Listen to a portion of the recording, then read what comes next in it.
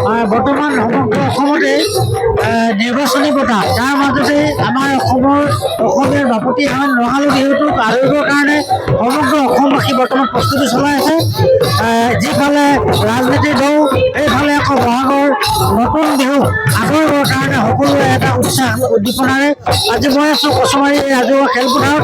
ইয়াত বিভিন্ন বিহুৱতী, আমাৰ বিভিন্ন প্ৰান্তৰ বিহুৱতীসকলে আৰু গায়ক গায়িকাসকলে ইয়াত বিহু নাচ কৰি আছে।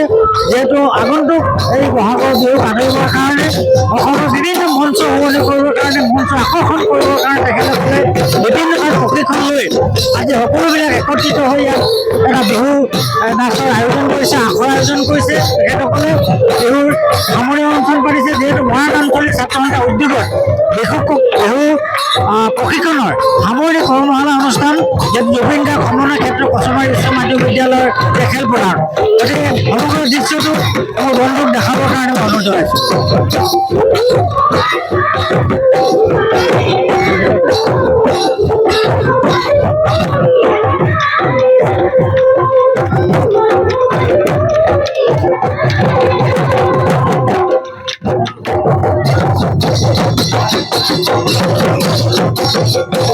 ইয়াৰ মাজতে বিহু বিভিন্ন নৃত্য গীত চলি থকাৰ মাজতে মৰাণ ছাত্ৰ সন্থাৰ উদ্যোগটো আছে। তেখেতসকলক জানিব বিচাৰিম যে সমগ্ৰ অনুষ্ঠানটো কেতিয়াৰ পৰা কেনেকৈ হ'ল, আজি সামৰণি অনুষ্ঠান আপোনালোক কাৰ্যসূচী কেনেধৰণে হ'ল?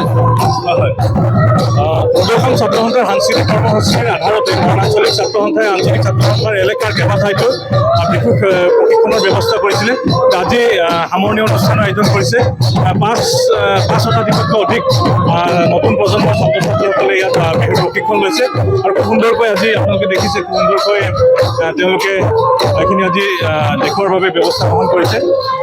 আমি বিশ্বাস কৰোঁ যে জাতিটোৰ আমাৰ যি সাংস্কৃতিক ঐতিহ্য বা সাংস্কৃতিক আধাৰ, সেই আধাৰৰ মূল উপাদান হৈছে বিহু সংস্কৃতি। আমাৰ অসমীয়া জাতিৰ সাংস্কৃতিৰ মূল আধাৰ বিহু সংস্কৃতি। আৰু এই বিহু সংস্কৃতিৰ মূল উপাদানসমূহৰ ভিতৰত আমাৰ হুঁচৰি, বিহু নাচ বা বিহুবাদন এইখিনি। গতিকে এইখিনি আমাৰ জাতিৰ অলংকাৰ, জাতিক সদায় সমৃদ্ধ কৰি আহিছে, জাতিটো সদায় সমৃদ্ধ কৰিছে। এইখিনি শক্তিশালীভাৱে জীয়াই থাকিলেহে জাতিটো বিশ্বৰ বুকুত শক্তিশালীভাৱে জীয়াই থাকিব, এইখিনি কথা আমি বিশ্বাস কৰোঁ। গতিকে আমি প্ৰতিটো প্ৰজন্মই, এটা প্ৰজন্মই আনটো প্ৰজন্মক উঠি অহা নতুন প্ৰজন্মক আমি এই সৃষ্টিখিনি, আমাৰ লোক সংস্কৃতি আছে, সেইখিনি তেওঁলোকক আমি চৰ্চা বা তেওঁলোকক আমি সেইখিনি দেখুৱাব লাগিব বা শিকাব লাগিব। গতিকে তাৰে আজি ব্যৱস্থা কৰা হৈছে আৰু নতুন প্ৰজন্মৰ ছাত্ৰ ছাত্ৰীসকলে খুব সুন্দৰকৈ এইখিনি শিকি লৈছে। আমি প্ৰত্যেকে ইটো প্ৰজন্মই সিটো প্ৰজন্মক এইখিনি আমি শিকাই গৈ থাকিব লাগিব।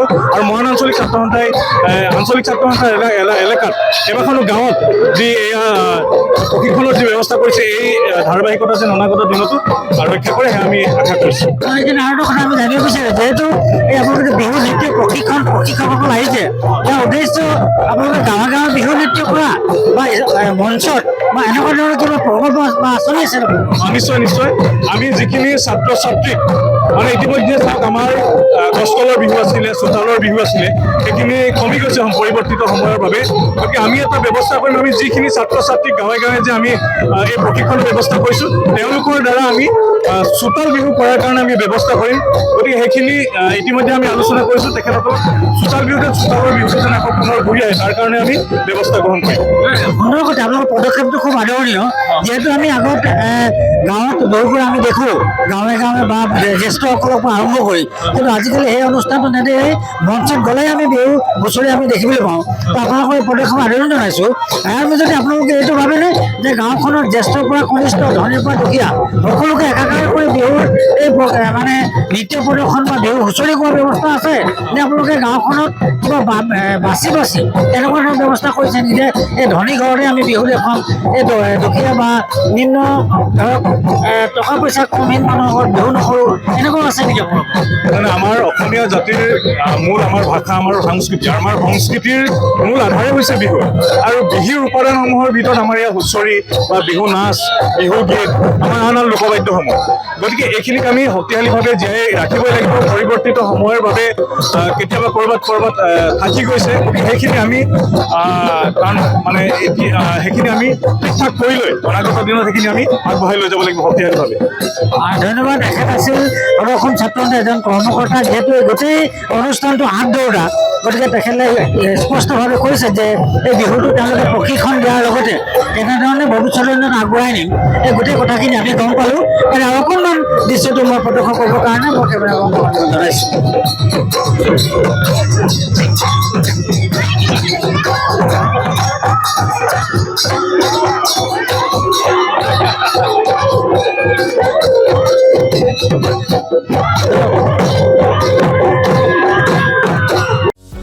যিকোনো খবৰৰ বাবে যোগাযোগ কৰক আমাৰ এই নম্বৰত 9181 307 2221।